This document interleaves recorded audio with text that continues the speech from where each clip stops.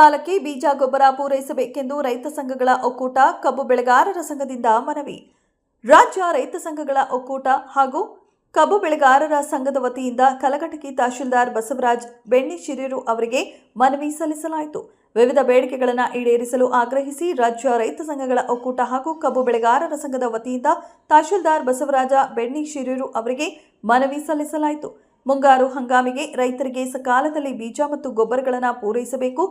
ಕಳೆದ ವರ್ಷದ ಬೆಳೆ ವಿಮೆ ಮೊತ್ತ ಪಾವತಿಸಲು ಒತ್ತಾಯಿಸಬೇಕು.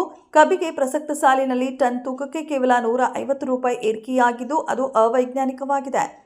ಸಿಎಸಿಪಿ ಕಾಯ್ದೆ ಅನುಗುಣವಾಗಿ ಪ್ರತಿ ಟನ್ಗೆ 4,500 ರೂಪಾಯಿ ಬೆಲೆ ನಿಗದಿಗೊಳಿಸಬೇಕು.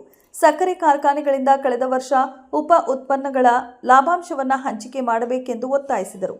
ಸಾವಯವ ಪದ್ಧತಿಯಲ್ಲಿ ಕೃಷಿ ಕೈಗೊಳ್ಳಲು ಉತ್ತೇಜಿಸಬೇಕು. ತಾಲೂಕು ಮಟ್ಟದಲ್ಲಿ ರೈತರಿಗೆ ಮಣ್ಣು ಪರೀಕ್ಷೆ ನಡೆಸಬೇಕು. ಕೃಷಿ ಯಂತ್ರೋಪಕರಣಗಳ ಮೇಲೆ ವಿಧಿಸಿರುವ ರೈತ ಸಂಘಗಳ ಒಕ್ಕೂಟ ಕಬ್ಬು ಬೆಳೆಗಾರರ ಸಂಘದ ಮನವಿ ಸಾಲ ಜಿಎಸ್ಟಿ ರದ್ದುಗೊಳಿಸಬೇಕು.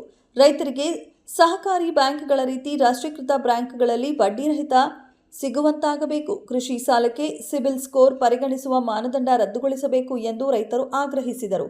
ಈ ವೇಳೆ ಕಬ್ಬು ಬೆಳೆಗಾರರ ಸಂಘದ ಜಿಲ್ಲಾಧ್ಯಕ್ಷ ಮಹೇಶ ಬೆಳಗಾವಂಕರ, ಉಪಾಧ್ಯಕ್ಷ ಉಳುವಪ್ಪ ಬಳಿಗೇರ, ಕಾರ್ಯದರ್ಶಿ ಪರಶುರಾಮ ಎತ್ತಿನಗುಡ್ಡ, ಬಸವಣ್ಣಪ್ಪ ಅದರಗುಂಚಿ, 3000ಪ್ಪ ರಡ್ಡರ, ಶಿವು ತಡಸ, ನಾಗೇಶ ಇಟಗಿ, ಶಂಭು ಬೆಳಗೇರ, ಮಾಳಪ್ಪ ಹೊನ್ನಿಮನಿ ರಿಟೆಕ್, ಮಾಳಪ್ಪ ಹೊನ್ನಿಹಳ್ಳಿ, ಸಾಗರ ದೇವಿಕೊಪ್ಪ, ಪ್ರವೀಣ ಅರ್ಕಸಾಲಿ, ಚೆನ್ನಪ್ಪ ಹುಲಮನಿ, ಕಿರಣ ರಾಮನಾಳ ಸೇರಿದಂತೆ ರೈತರು ಇದ್ದರು.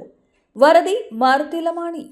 ಅವರ ಗಮನಕ್ಕೆ ತಂದು ಈ ಒಂದು ಸಮಸ್ಯೆಗಳನ್ನು ಪರಿಹರಿಸಲು ಕ್ರಮ ಕೈಗೊಳ್ಳಬೇಕಂತೇಳಿ ನಾವು ಎಲ್ಲ ರೈತ ಮುಖಂಡರ ಪರವಾಗಿ ತಮ್ಮಲ್ಲಿ ಕೇಳ್ಕೊಳ್ತೇವೆ.